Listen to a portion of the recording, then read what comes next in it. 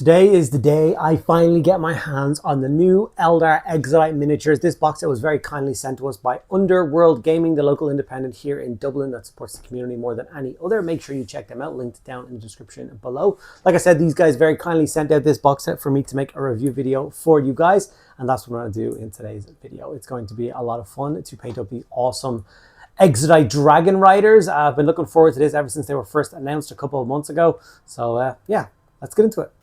So these are the beautiful new Exodite Dragon Riders. I can't honestly think of how long we've been waiting for new Exodite models. I mean, literally decades. It's insane how much these things have been wanted, but have not been received. And I am hoping that it is one of those things that they have done in kind of recent times where they test the waters with a kill team first to see how people react to it. Although I do believe that everything is sculpted well before these kind of decisions are made. And they do like a soft launch with kill team like they did with Kroot. And then a little bit later on, we'll get a much more expanded group of miniatures. I mean, that is my absolute hope and prayer, is that we do get that.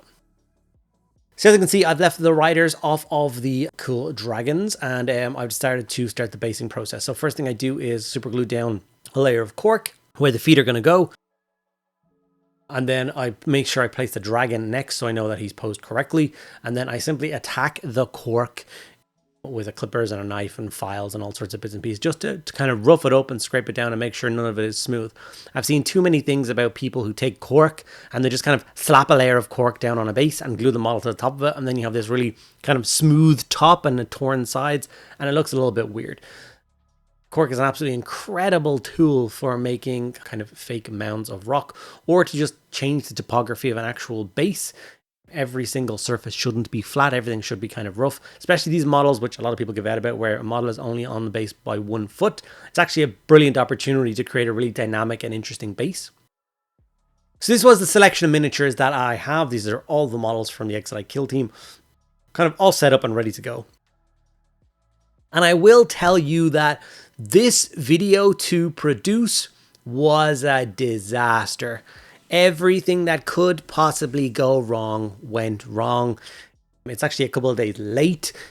So hopefully you are going to enjoy it and you're going to follow along the journey. I'm not going to cut out any of the mistakes or any of that stuff. I don't like the kind of highly polished creators never make any mistakes videos. So I'm going to share everything with you as we go.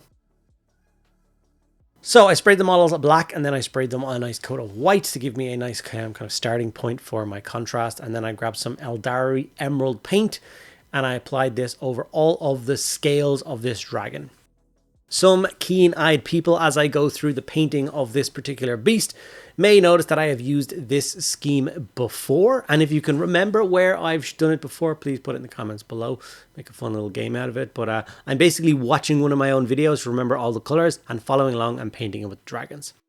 Now, I had set myself 2 days to paint these guys up. So in my kind of naivety, I assumed that I would get all 3 dragon riders painted up. So as you can see, the 2 in the background have their Eldari Emerald on. And the idea was that I would start by getting all the dragons painted, and then I would move on to the knights themselves. So here I am with Agaros Dune, applying it to the kind of the bottom halves of the dragon, kind of softer scales, the belly scales, a little bit underneath the chin, hands, that kind of thing. And so far so good. The 2 colors work together. They look fairly interesting, and I'm happy enough with the result that we're getting so far. Wildwood was then used for all of the kind of straps and stuff hanging on, holding the saddle in place. Now I'm going for a Samhan army, so it's all reds. Lots of jet bikes exist in my Eldar army. And I thought to myself for a while, will I ever do a pure Exodite force? I don't know if I would do like 2,000 points of Exodites. It's definitely a possibility. But until I get to that point, I would kind of like it to match in with my actual Eldar army I have currently, so that I can put them on the table and play some games with them kind of as soon as possible. So I decided what way would be best to kind of match that in. So I decided that the kind of saddle and the armor of the rider will be painted the same as the jet bikes and the tanks and all the other aspects of my army. So they match together a little bit. Even though strictly in the lore, those 2 factions wouldn't really be fighting together all that much. And if they were fighting together, they wouldn't be sharing paint schemes or color schemes. But I'm just going to ignore that because they're my dollies and I'll deal with them as I want. So I carefully applied red to all those different sections that I wanted. And obviously it was another nice contrast. And like I said, the models are starting to look great. I throw some Volupus pink into the mouth, covering all the teeth and all the gums and all that. Black Templar for the kind of soft bits of the saddle. Cushiony sections. I also did the claws of the beast in black as well. I'm not sure if it's now or it's a little bit later, but they could be blacked in even if it's not in the video. And like I said, at this point of making this video, I was going through the motions of getting all three of them done, and they were all looking nice at this exact same stage. We of course have to do some of the metallics, so some Retributor Armor Gold was then pulled out and then applied to the gold section, so all the clasps for holding the leather straps onto the saddle. They have some like bangles around their wrists and some designs on the kind of front chest armor as well. I threw some Black Templar contrast on his like saddle bag bedroll thing. And a little bit more Volupus pink on the kind of clasp that holds that together as well. Just to have them be painted, but not introduce other colors to the scheme. Because obviously these models are quite colorful. And you've got to be really careful with really colorful models that the colors don't clash. And you don't add in too many colors. I already have like kind of a pale yellowy color on the bottom, a bright green color on the back, red saddle. I can't really add a crazy color for the bedroll.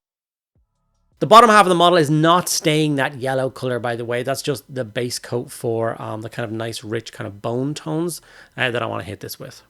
Now I've got Seraphim Sepia and Reikland Flesh Shade, and I'm Reikland Flesh Shading the entire dragon from top of the nose to the tip of the tail, all along, and doing that across all three of the dragons.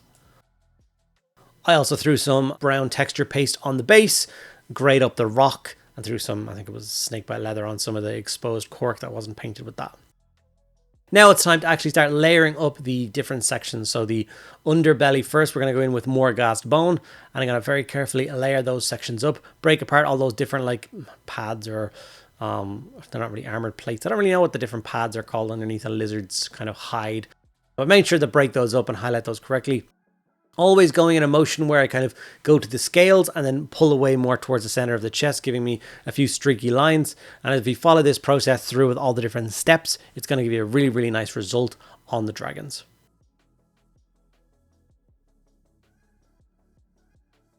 Obviously taking my time. It's one thing about painting Eldar, like I've been painting orcs for the last while, and if you make a little bit of a mess here or there, it's totally fine. It's orcs. But with something that is Eldar, which is supposed to be kind of beautiful and extremely well made and extremely well balanced, having anything that looks a bit off or a little bit, not correct, it's just screams out at you. So you do have to spend more time on armies like this than certain other armies in order to make sure it looks kind of correct. So this is the Ushabti bone going in as the second color on the kind of undertones of the Dragon Riders. Now, one of the things that does have me extremely excited for more Exodites is we did get an incredible book a couple of years ago called The Infinite and the Divine. This is a Necron novel, and it goes across centuries of warfare between two particular Necron characters. I'm not going to spoil anything in it, but if you like Black Library books and you haven't read it, I thoroughly recommend the read. It is an incredible novel. But more so in it, there is a scene in it where Necrons fight on an Exodite maiden world, and you get to see in vivid detail descriptions of a whole host of different units for Exodites. They basically mapped out what an entire Exodite army would be in that chapter.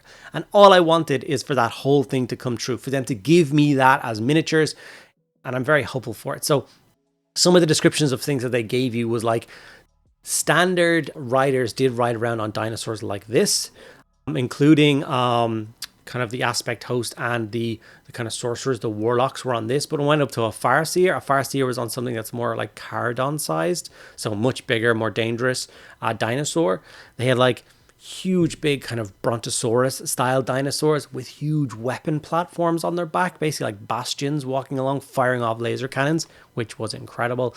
There was, of course, pterodactyls with riders on top firing down laser cannons. It was just if you can just, if you just read that chapter, I swear to God, you will not be disappointed with the description of what Exodites are like. And that one chapter made me want Exodites more than anything else. So when they first got announced in Kill Team, and I finally got my hands on them here and I started painting them up, obviously I'm super excited for more, and I do hope we get more. Please give us more. Okay, as you can see, I'm going through the motions now of painting up all of the different scales. It goes through a whole host of different kind of bluey green colors, finishing off with that Gauss Blaster green. This is the side that isn't layered up with the Gauss Blaster, and there's the side that is layered, and you can see that it does make kind of quite a big difference between the two coats. Like, it goes from this kind of dull green color, and the Gauss Blaster really does add that beautiful pop right at the very end. Now, this is a slightly tedious step. You got to be careful, and you got to paint each individual kind of scale in, knowing that there's hundreds of scales on every single one of these dinosaurs. And I think this is where I've had to pair the idea that I had for this video back. I really wanted to do a reveal video at the end showing all three of the Dragon Riders painted and the two little extra kind of baby dragons that go with it, and show this entire unit done. But once it got to layering scales and the time and the day started to run out on the first day, because my plan was to paint all the dragons on the first day and then all three riders on the second day.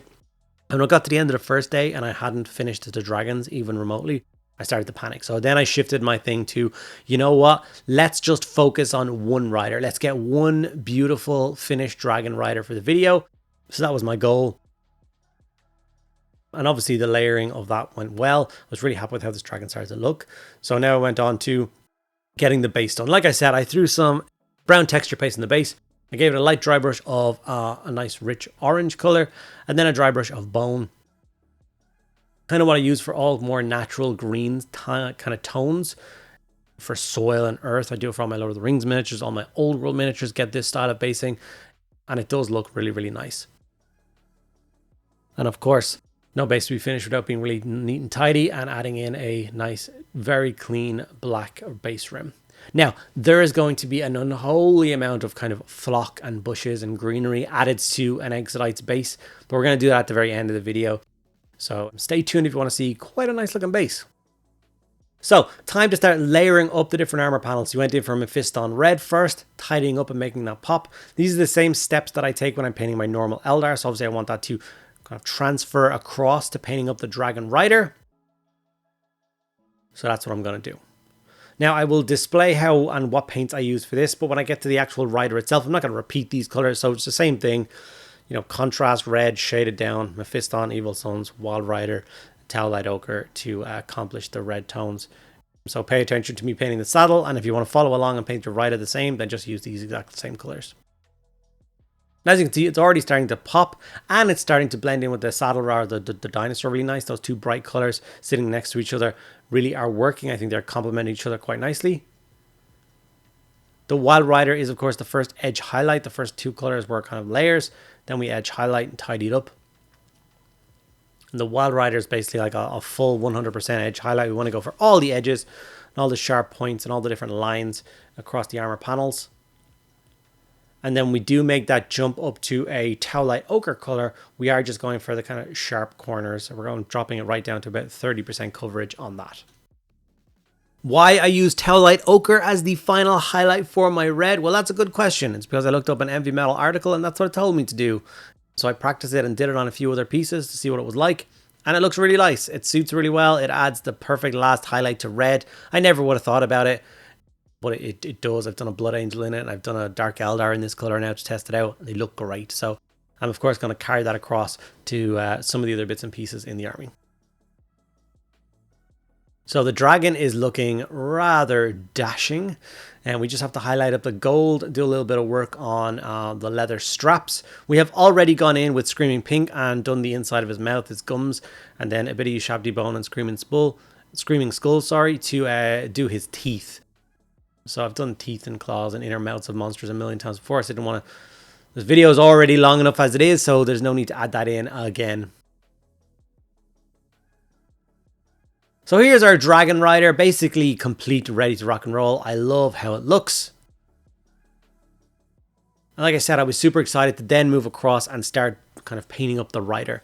Now, obviously I wanted this to blend together. I wanted them to feel like they're, you know, two halves of the same coin. So I decided to use the same color palette from the dragon to go across, of course, to the rider itself. So we start with red for the armor. And then I decided to do the same kind of Gauss Blaster green color for all of the cloth, his plume, his back banner, the ribbons coming off his banner. I thought that would be a really nice touch for these models. And it was basically all going well. You could see that I applied the red. I gave him, he's got basically like leather chaps on. He's got gloves. So I decided to do those in a nice rich brown color to match the kind of leather straps and stuff holding the saddle on. And then, like I said, going into that green tone for all the other bits. And as like an individual thing, it was looking kind of cool. I was kind of feeling it. Did the gold for things like his belt buckle and the kind of tips of the spear, which is obviously a big energized cannon spear, and then the tip of the back banner obviously has one of those kind of Eldar designs on it as well. So I knocked those in gold, and yeah, I was like, I even went through and shaded it the same. I grabbed myself some Agraxert shade or some Reikland Flesh shade and shaded down the entire model with that, and then just started the layering process. And like I said, that's exactly the same steps that I used for the saddle. So we go into Mephiston to tidy up the panels, leaving the kind of dark contrast and shaded sections in all the kind of gaps between the panels. And then some Evil Sun Scarlet for kind of the second layer of layering. That makes sense. That's a weird way of saying that. The second layer of layering. But you know what I mean. We're going to do some edge highlighting, and it's just all going to come together. I see the red and I'm like, I'm happy. This looks really cool. I kind of wish there was a little bit more red on show. There's quite a lot of kind of cloth covering him up, and I really do like the look of Eldar armor, and it's a really fun kind of style of armor to paint up. But beggars can't be choosers. I want to paint dragons and dinosaurs and all sorts of bits and pieces like that. So if you have to cover up some of the armor with cloth to make that fit in, I'm okay with that. And then, of course, we went through the motions of painting up all of the green sections as well. Exactly the same as the dragon. Same 3 steps, jumping all the way up to kind of Gauss Blaster green to do it. We used some Liberator Gold on the spear and some other sections like that. And you know what? Like I said, when I was holding the piece like this in my hand and I was just looking at it as this self-contained thing, the color balance was really nice. I saw this and I was like, this looks really cool. These are really cool kind of style and design. And I went ahead and painted all the gemstones and got them all glossed up. And I was kind of trying to make the decision as to what I was going to do via transfers. Like I was kind of getting ahead of myself and I was getting kind of happy. And then something happened. Something that I didn't really foresee, or something maybe I should have thought about beforehand, is I took the rider off of his stand, put him on the dragon, and realized that the color balance was awful. It was, as soon as I put him on, I was like, oh no, what have I done? This is, whoops.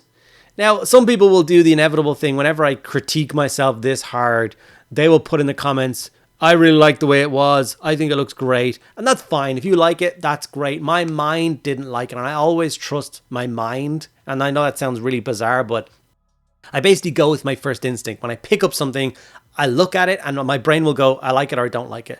And the exact reasons as to why I like or dislike something doesn't really matter to me. Like, I don't need to try and analyze it and have people say, well, actually the color theory and those vibrancies really work together. If my mind didn't like it, then I don't like it. So I'm going to change it. So what I decided to do is I decided to kind of pull apart the different fabric colors and do them in 2 different tones. So first thing I did is I wanted to change the reds for kind of like a pinky magenta color, much darker red than the armor. Obviously pull those 2 different tones in 2 separate directions.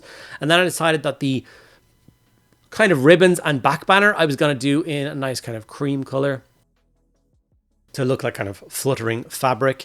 Obviously grabbing more gassed bone and blocking in over this kind of blue. Took 2 or 3 thin coats, but I didn't rush it. I put on 1 very thin coat with the blue kind of bleeding through, and I just wait for that fully dry, then over a second coat and a third coat until I was happy. And then I shaded both parts down again. I decided for sepia on this, for all that kind of red material. And of course, the back banner and the cloth sections. And I think this is a kind of a lesson. I think that's obviously a really important reason as to why people do testers. If I had done all 3 models and I had gotten to that last point and I had snapped the 3 riders off and put them on the backs of the dragons and gone, oh my god, I don't like this, it might have been a lot harder for me to decide to go in and repaint those sections. But because I just did 1, it meant that I go, you know what, I can spend another hour on these models and I can change the color of the red cloth and the back banner and stuff, and I can work with that. After that original coat was dry, I went in with Wazdaka Red for my first highlight, which obviously has lots of kind of hues of pinks into it. It's a much more pale color than the kind of really vibrant red that the armor is, which means I think these 2 colors are going to sit next to each other quite nicely. Now, unfortunately, Games Workshop doesn't have a lot of paints that like run along that line. When you get to Wazdaka, that's kind of it. So I decided to just play with Wazdaka mixed with Morghast Bone, because obviously it's going to be the same color as the back banner, so having those 2 tones match a little bit is totally fine. So I added in Morghast Bone and I did kind of a mid-tone, and then I actually added in more Morghast Bone and I did a kind of final highlight on that, and that gave me a red tone that I was much happier with. Then I went for Morghast, Ushabti Bone and Screaming Skull for the kind of spear ribbon and the back banner. And as you can see, it's got a natural kind of crease and a natural kind of flow to it. So I just followed that flow. I went for those kind of large brushstroke, kind of scratchy highlights across the panel. Obviously just getting kind of less and less and less with each kind of color I add to it. I want to show through as much of the kind of previous tones as possible. And it's just really nice. It's a simple thing to do. Like I said, just have not as much paint on your brush as you think and start practicing those lines. And before you know it, like you'll have that technique down to a T. And like I said, I use it all the time. That kind of adding, you've heard me use the term scratchy highlights a lot. I don't know if anyone else calls them that, but I do. And it's kind of idea of those kind of fast moving highlights. It's not about, glazing and blending all the tones together and getting these super smooth transitions. It's almost like a rebelling of that. You want to have kind of scratchy transitions, but when you look at the model from the distance on a table, that looks really, really nice. So those 3 colors changed and the model looking like this. I left the plume the same color as the dragon because I think that looks really, really nice. I decided to add some nice transfers on the back banner, and then the final kind of test was putting the model finally back on the dragon. And this made me so happy. I was so delighted with the final result. Now I'm so happy that I took the time to kind of strip the colors back, change what I didn't like, and then add in what I did like. Now it was my turn to dive into my goodie box from Green Stuff World and start applying lots and lots of kind of foliage and bushes and all those kind of bits and pieces to the model until I get a base that reminds me of a maiden world from an Exodite plant, which I think is going to be really cool. So obviously going through the motions of, prepping some super glue, cutting down some kind of bushes and ribbons into the kind of right heights, and then super gluing into place is kind of a fun technique, but it's kind of hard to record. It's a messy technique. It requires kind of one hand to be on super glue and one hand to be on tweezers and having little bushes. So being able to record and get all the right angles is a little bit annoying, but I'll show you guys kind of as much as possible. As you can see, these little kind of flocky bush areas that come from Green Stuff World are amazing. I use them in so many different projects these days. If you've seen my Exodite Eldar scenery I did, you'll know that I used a bunch of these as well. I tend to apply them to a base, and then I use this nice sponge moss to kind of fill in the gap on the bottom. So obviously there can be a few super glue stains and stuff, so I just apply a little bit more super glue and then a really bright, vibrant kind of sponge moss color. I push that into place. I tear it off and it basically just looks like ground coverage, and then those kind of wildflowers are kind of growing out of those. And with all of them done, this is the final result. My finished Exodite Dragon Rider, my first one of 3, and I'm sure there will be a hell of a lot more of them to come in the future. Hopefully you guys enjoyed this video and you're looking forward to seeing more Exodite videos in the very near future.